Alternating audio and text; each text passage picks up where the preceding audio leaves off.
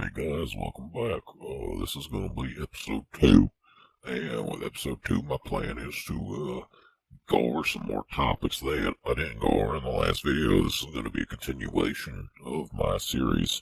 And then for this episode, I just want to do a little bit more stuff about my childhood and growing up. Because the introduction video I made was very brief. So anyway, basically, when I grew up, I had a very rough start to socializing and stuff. Now, on top of being the different kid growing up, I was bullied quite a bit too. Not only IRL, but online too, as well. And that bullying was because I think I had very low social awareness.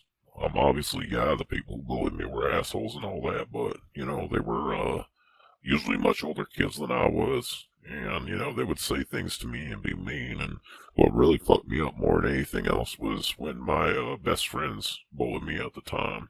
And that really threw my whole life for a loop when that happened. Um, so anyway, after that happened, what I did was, in my teenage years, after the bullying happened, I really socially isolated a lot. And because I didn't have a car nor a license at the time, and, outside life was kind of shit, I basically just had to hide inside the house. And with my mom and dad fighting, lack of friends, lack of good support system, you can kind of see where this is going. On top of that, I think I may have like autism or something, or like some form of neurodivergence. And I think that could explain why I was always different as a kid. Again, I don't know for sure, but I just know that's what happened to me. I was always the weird kid, always the different kid. And, yeah, so on top of that, I had a bunch of rough stuff happen to me growing up as well throughout my young adulthood.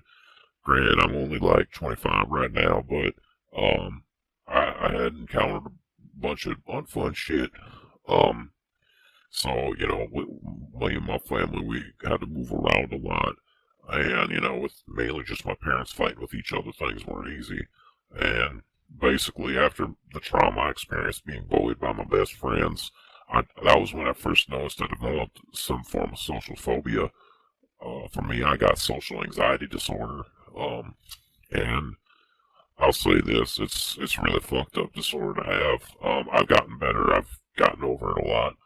But, what I will say, and one thing that still troubles me a lot, is while I've gotten over the social anxiety a lot, I'm still pretty socially awkward.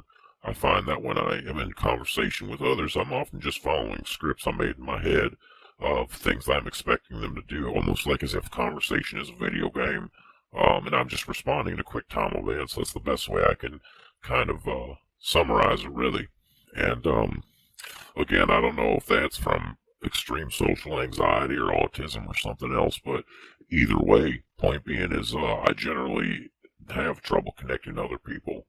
Um, I'm generally not as able as other people. I got my driver's license much later than everybody else did. I'm 25 now, and I got my driver's license at age 23.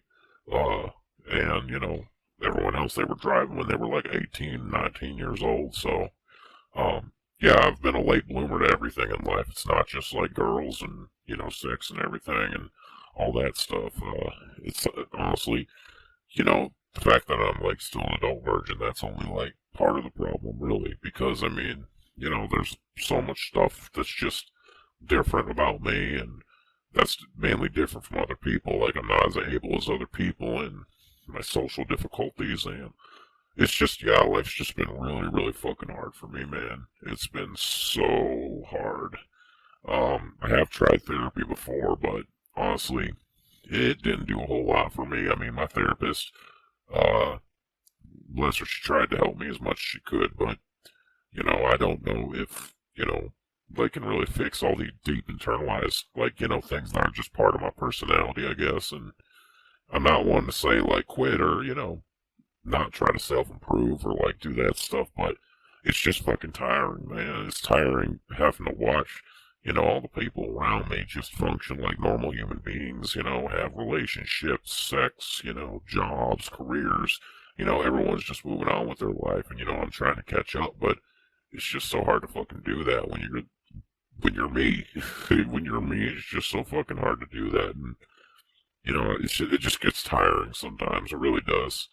And with the way I grew up and with the way my life started out as a young kid, like that shit, like really, really set me up for a rough adulthood. So, and it also inspired me to not want kids either. So, yeah, it's been tough, and I've been trying to, work it out and figure things out. And I think definitely made some progress. I'm more comfortable talking to girls now and stuff, but still haven't really got anywhere romantically with them. I've never had good luck romantically with girls all my life. Either I was too scared to approach them, too scared to make a move, or if I did make a move, the several times I have, I usually end up getting humiliated, laughed at. Classic, I have a boyfriend line, which really just means like I'm not interested. And it's just like it's just tiring, and it's really hard for me to approach people and make moves because of my social difficulties. So it's a really lonely life, and I think the worst thing about it too is another thing.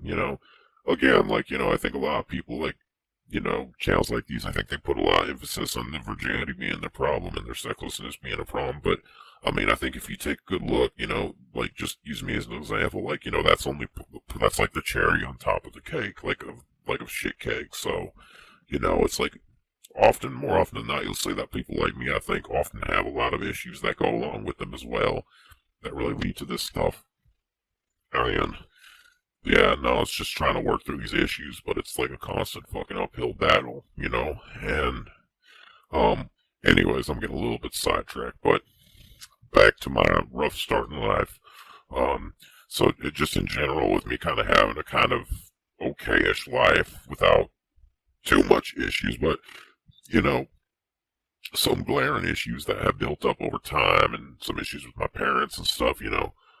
On top of that, and the social isolation and the anxiety and the bullying and the trauma and the just being a different kid, I also, when I was in my teenage years, like the constant self-isolation I did really put me up to a rough start.